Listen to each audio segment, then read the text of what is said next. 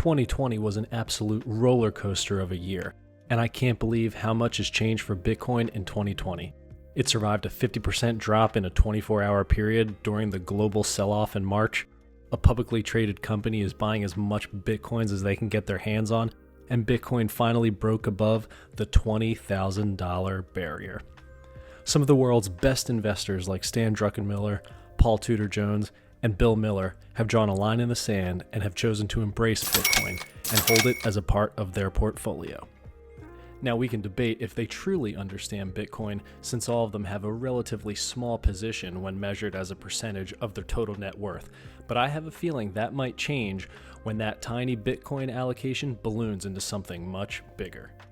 Bitcoin has gone from the world's worst safe haven asset during the March sell-off to a must-own asset for the next decade. In this video, we'll discuss two major trends happening for Bitcoin in 2020 and what you can expect to see in 2021.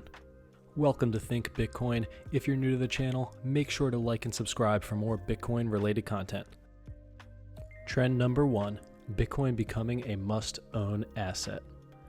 The digital gold narrative has quickly gained momentum in 2020, thanks to Michael Saylor buying up around $1 billion worth of Bitcoin between his personal stash and MicroStrategy's treasury. Big-time macro investors who have historically been years early to great investment opportunities have also been buying up a decent amount of Bitcoin and have given pretty respectable arguments for their investments when discussing it with the mainstream media. Another reason why I see Bitcoin transitioning to a must-own asset is because of all of the money that's pouring into GBTC. For those of you who aren't familiar with GBTC, GBTC essentially allows you to get exposure to Bitcoin in your current brokerage account. So let's say you have a brokerage account set up with Fidelity or E-Trade and want to buy some Bitcoin without having to figure out how to sign up for another exchange or figure out what a wallet is. You can just buy GBTC on E-Trade, pay somewhat of a hefty premium, and be done with it. GBTC has grown to a market cap of over $12 billion at the time of this recording and has seen more investment in 2020 than it had seen in the last 6 years. At the time of this recording, there still isn't a Bitcoin ETF, and GBTC has filled that void for retail investors, accredited investors, and institutions looking for quick access to Bitcoin.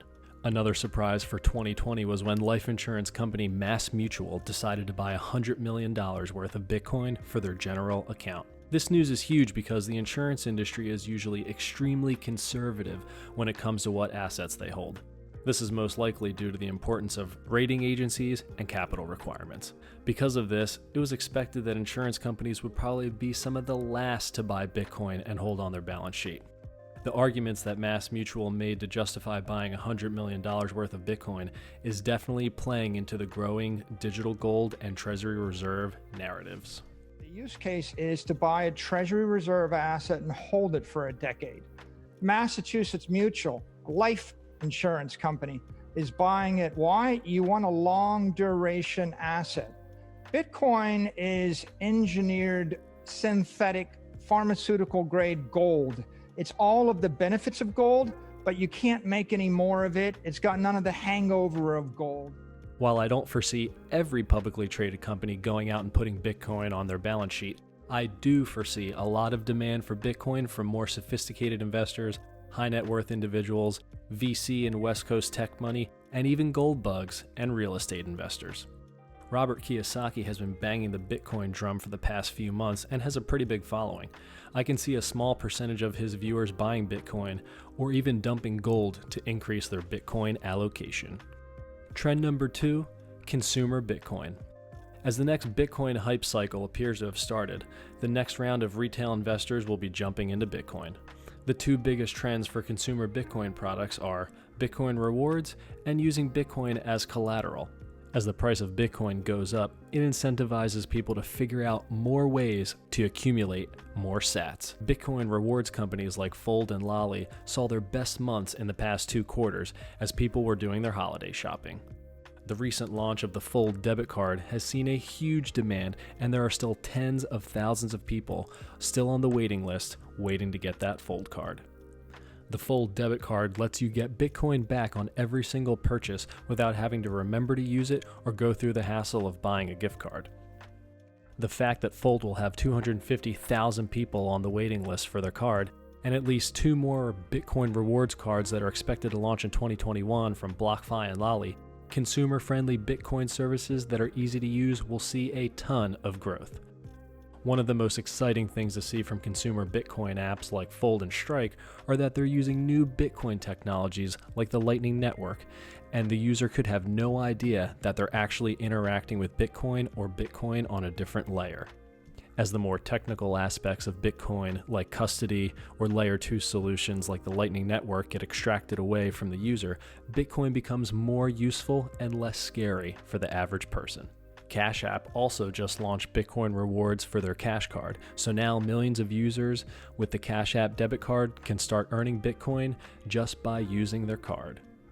When you compare Bitcoin to airline miles or cash back, which one would you rather have? One that increases in value by around 100% per year on average, or one where you can upgrade the seat for 3 extra inches of legroom for the 3 times a year that you fly? Sure, Bitcoin is volatile, but if you're getting a few percent back on every single purchase and you can hodl long enough, the Bitcoin rewards might just be worth more than what you actually purchased. Another trend that I expect to grow and continue into 2020 are Bitcoin financial services.